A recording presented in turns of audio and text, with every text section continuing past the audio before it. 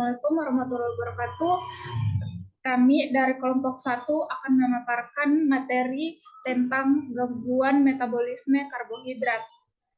Di sini saya akan memperkenalkan anggota kami. Yang pertama, saya sendiri, Winda Sarafudin, terus Putri RFG Baumase, yang ketiga Sunarti, dan yang keempat Tri Vincent Lino. Pendahuluan, kimia klinik adalah cabang ilmu yang mempelajari tentang analisis bahan-bahan kimia yang ada di dalam tubuh manusia. Biasanya bahan-bahan ini diambil dalam cairan tubuh seperti darah, urin, cairan otak, pleura, dan keringat. Pengertian kimia klinik. Kimia klinik adalah cabang ilmu yang mempelajari zat-zat penting dalam cairan tubuh secara biologis untuk tujuan diagnostik. Kimia klinik juga dapat digunakan untuk didiagnosis penyakit, menentukan pengobatan, dan membantu pengobatan.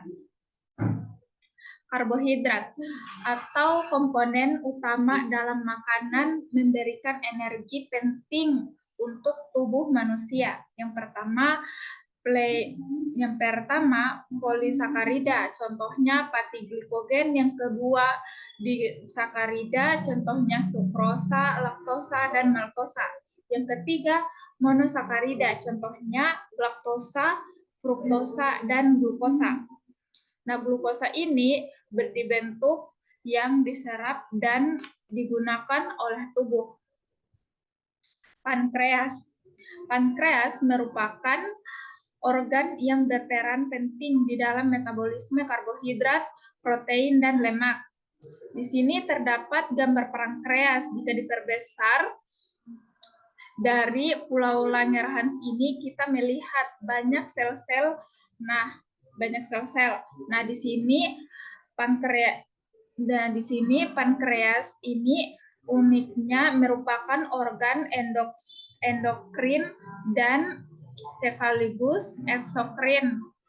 Nah, endokrin ini menghasilkan hormon-hormon yang digunakan dalam tubuh, sedangkan eksokrin menghasilkan pencernaan. Nah, untuk fungsi endokrin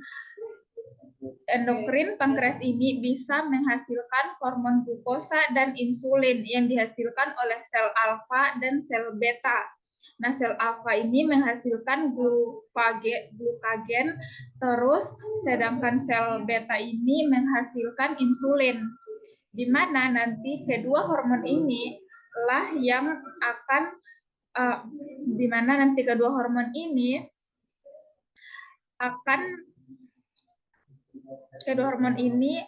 yang akan menghasilkan kadar glukosa dalam tubuh kita. Nah, selanjutnya peran penting dari insulin. Di sini terdapat ilustrasi gambar yang memudahkan glukosa masuk dalam sel hati, sel otot, dan sel lemak melalui aliran darah. Baik, di sini saya akan melanjutkan terkait tentang metabolisme karbohidrat, di mana karbohidrat akan masuk ke sirkulasi darah. Nah, sirkulasi darah itu berbentuk monosakarida. Terus, jika sudah dalam sirkulasi darah, glukosa ini masuk ke dalam jaringan-jaringan seperti perifer atau otot skelet atau adiposa. Terus, jika sudah selesai, glukosa ini dialihkan untuk menuju ke hati. Di sini ada peran insulin di glikogen, di mana glikogen ini merupakan cadangan energi untuk cadangan glukosa. Terus, di mana nanti untuk peran glikogen ketika kita puasa tidak ada masukan dari luar. Nanti di jaringan otot skelet atau adiposa nanti akan diuraikan dalam bentuk gliserol. Lalu laktat asam amino dan bisa diubah menjadi glikosa. Terus di sini ini tuh bukan glikosa melainkan dari lemak atau protein, di mana nama prosesnya itu ada glikogenolysis. Terus nanti glikogen akan dipecahkan oleh hormon glikogen menjadi glukosa. Terus bisa diubah menjadi glikogen. Terus glikogen bisa diubah kembali menjadi glukosa oleh bantuan glikogenolisis atau pemecahan glikosa. Nah, selanjutnya itu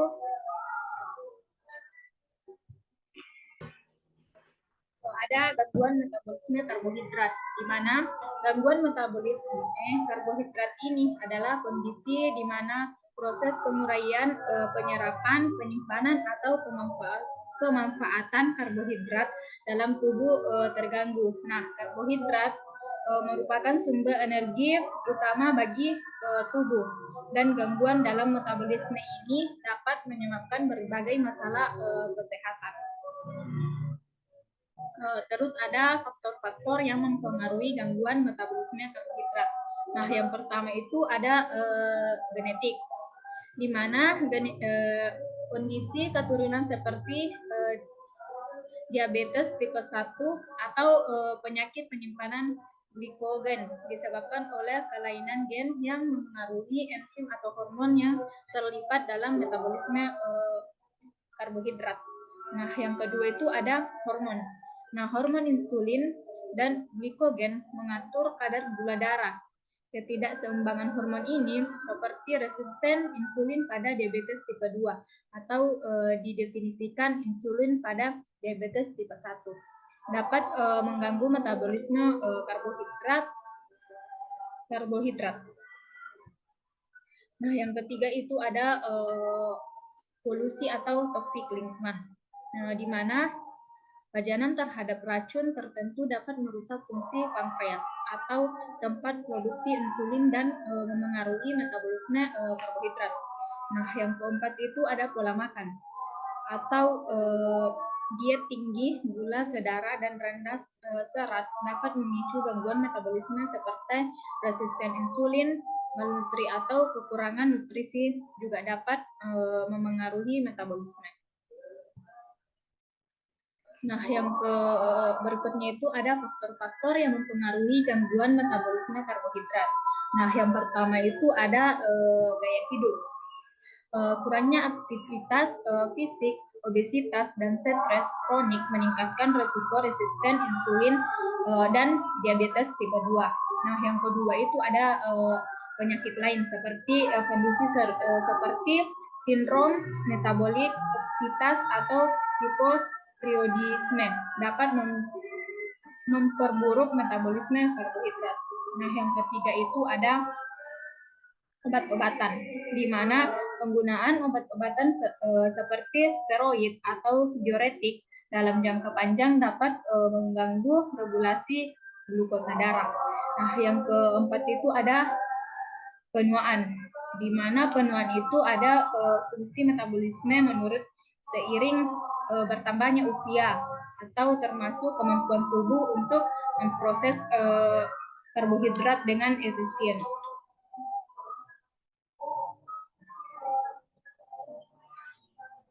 Yang berikutnya itu ada gangguan klinik metabolisme karbohidrat.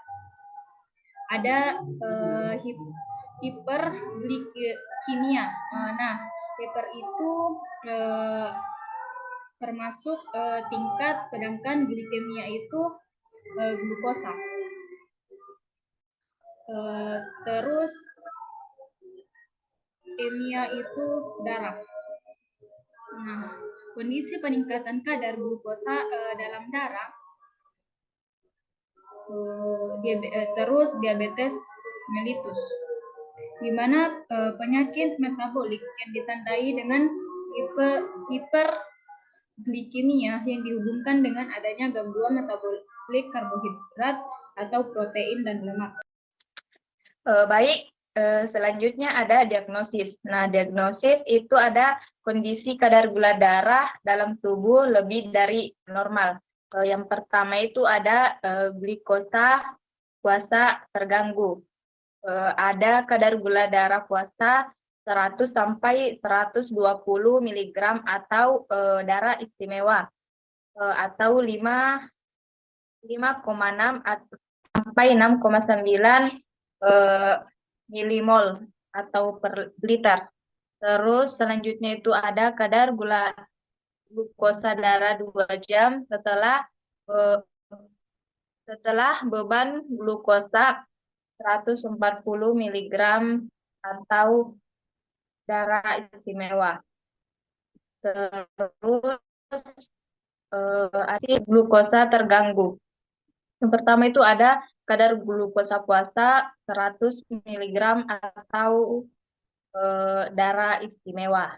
Yang kedua itu ada kadar glukosa puasa 2 jam pasca beban glukosa 140 sampai 190 mg atau darah istimewa. Terus glukosa puasa terganggu itu resisten insulin terutama terjadi di hati. Terus yang kedua itu toleransi glukosa terganggu resisten insulin terutama terjadi di jaringan otot. Berbicara tentang penyakit diabetes, maka kita perlu tahu gejala penyakit diabetes itu apa saja. Jadi gejala penyakit diabetes yang utama atau yang klasik itu sering kencing atau poliuri, sering lapar atau polifagia, sering haus atau polidipsi. Gejala tambahannya itu kesemutan, penglihatan kabur, bisul yang hilang timbul, cepat lelah, berat badan menurun, tanpa penyebab yang jelas, gatal di daerah kemaluan itu bagi wanita, keputihan bagi wanita, luka sulit sembuh, mudah mengantuk, dan hipotensi pada pria.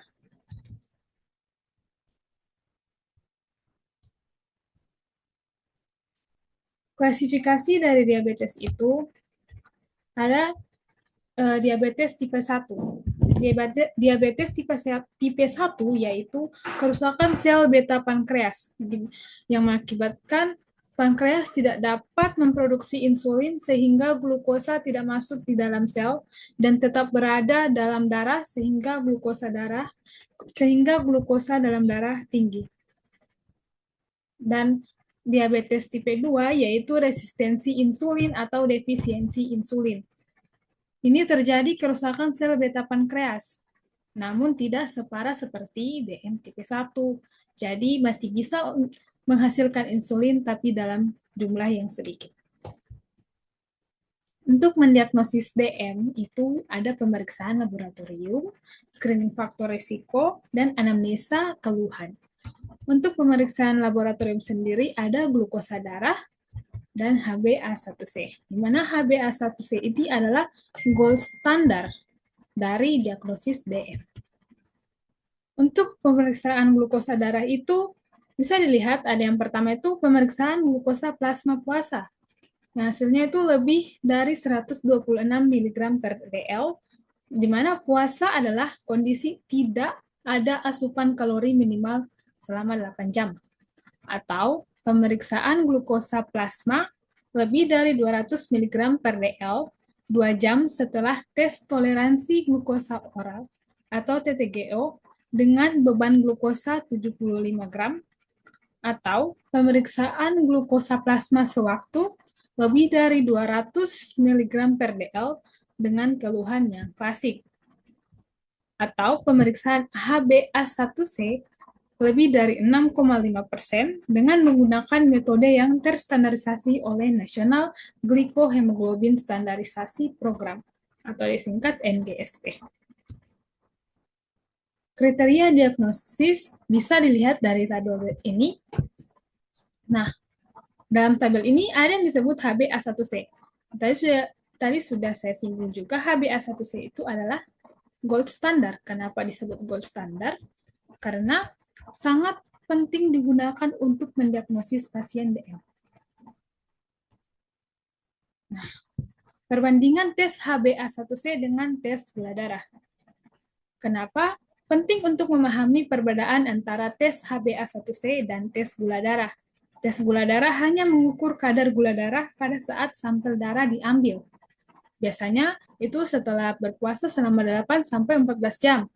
Sementara itu, untuk tes HbA1c mencerminkan rata-rata kadar gula darah selama 2-3 bulan terakhir. Tes HbA1c dapat dilakukan kapan saja, tanpa harus berpuasa terlebih dahulu. Lalu apa kelebihan tes HbA1c? Pemeriksaan HbA1c ini lebih akurat untuk menggambarkan kadar gula darah dalam waktu yang cukup lama. Ini juga berguna untuk memudahkan pemantauan kontrol gula darah dalam jangka panjang. Prosedur pemeriksaan gula darah sewaktu. Prosedur ini sangat sederhana dan cepat. Pasien tidak perlu berpuasa sebelum melakukan tes. Saat prosedur dilakukan, dokter atau perawat akan menusukkan jarum ke jari, lalu darah yang keluar akan diletakkan di ujung alat cek gula darah. Setelah itu, layar pada alat cek gula darah akan menampilkan kadar gula dalam darah terakhir. Apabila kadar gula darah tinggi, dokter akan membuat rencana pengobatan yang tepat untuk pasien. Contohnya itu seperti yang digambar ini. Itu contoh pemeriksaan gula darah sewaktu. Nah, untuk prosedur pemeriksaan HbA1c itu dilakukan di laboratorium, di mana prosedur tesnya itu melibatkan pengambilan sampel darah dari vena lengan. Dalam prosedurnya itu, flebotomis akan mengikat lengan untuk melihat pembuluh darah vena lebih jelas. Setelah itu, flebotomis membersihkan area yang dituju terlebih dahulu, lalu mulai menusukkan jarum pada kulit menuju pembuluh darah vena tersebut untuk mengambil sampel darah. Sampel ini lalu akan dianalisis di laboratorium. Dengan nilai, yaitu nilai rujukan orang normal itu 4,0 sampai 6,0%. Itu nilai orang normal. Nah, untuk nilai DM terkontrol baik, itu kurang dari 7,0%. DM terkontrol kurang baik 7,0 sampai 8,0%. DM tidak terkontrol itu lebih dari 8,0%. Nilai rujukan dapat berlainan di setiap laboratorium, tergantung metode yang digunakan. Baik, adapun contoh hasil pemeriksaan glukosa darah sewaktu dan HbA1c, di mana dari contoh hasil pemeriksaan tes glukosa darah sewaktu dan HbA1c dapat dilihat pada gambar di samping, di mana glukosa darah sewaktu 227 mg per dl dan HbA1c 13,6%. Jadi pasien ini telah melewati parameter uji glukosa darah sewaktu dan HbA1c.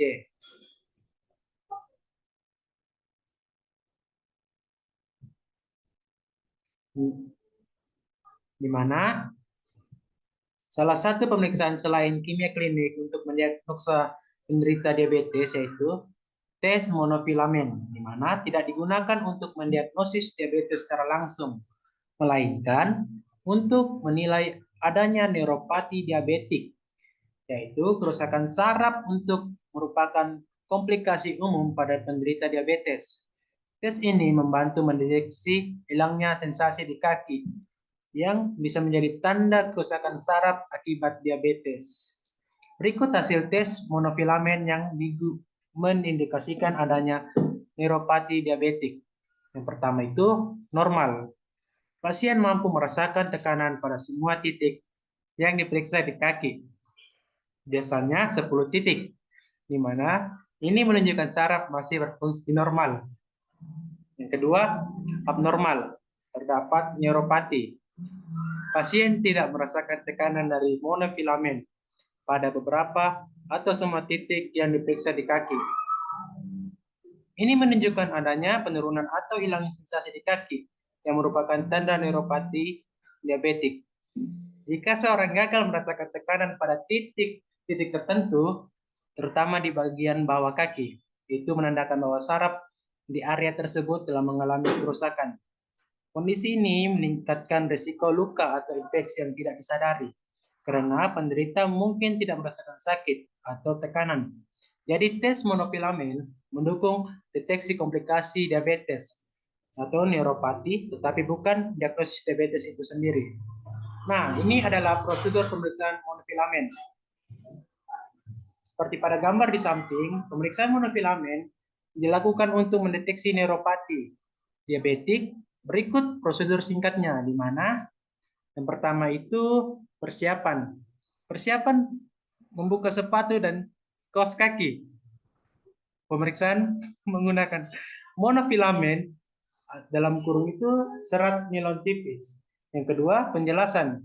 Pasien diminta menutup mata dan memberi tahu jika merasakan sentuhan. Yang ketiga itu, pemeriksaan monofilamen ditekankan pada beberapa titik di kaki seperti jari dan tumit hingga serat melengkung sedikit. Tekanan dilakukan selama 1-2 detik.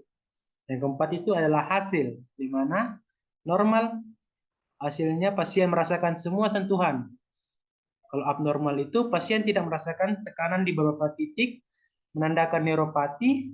Tes ini membantu mendeteksi hilangnya sensasi akibat kerusakan saraf pada penderita diabetes. Nah, inilah contoh gambar penderita diabetes atau sering dilihat dari luka di kaki. Ya, inilah hasil dari kesimpulan kami di mana gangguan metabolisme karbohidrat adalah kondisi di mana tubuh mengalami kesulitan dalam proses gula atau glukosa. Ini bisa disebabkan oleh beberapa faktor. Yang pertama itu seperti kekurangan insulin, gangguan enzim, atau faktor genetik. Akibatnya, kadar gula darah tidak stabil, bisa terlalu tinggi, hiperglikemia, atau terlalu rendah, atau hipoglikemia. Berbagai masalah kesehatan mulai dari kelelahan, sering haus, dan buang air kecil, hingga komplikasi serius seperti kerusakan ginjal, saraf, dan jantung. Contoh gangguannya pada diabetes mellitus itu seperti penyakit kronis yang ditandai dengan kadar gula darah tinggi. Adapun pengobatannya tergantung dari jenis gangguannya. Yang pertama itu pada diabetes. Diabetes itu pengaturan pola makan, olahraga, dan mungkin obat-obatan atau insulin. Kalau gangguan lain itu ada diet khusus, suplemen, ataupun pengobatan medis. Kalau diagnosis dini, adapun semakin cepat terdeteksi semakin baik peluang pengobatan atau konsultasi dokter untuk mendapatkan diagnosis dan penanganan yang tepat. Nah, itulah hasil dari presentasi kami ya, diabetes. Jika ada teman-teman ingin menanyakan, dipersilahkan.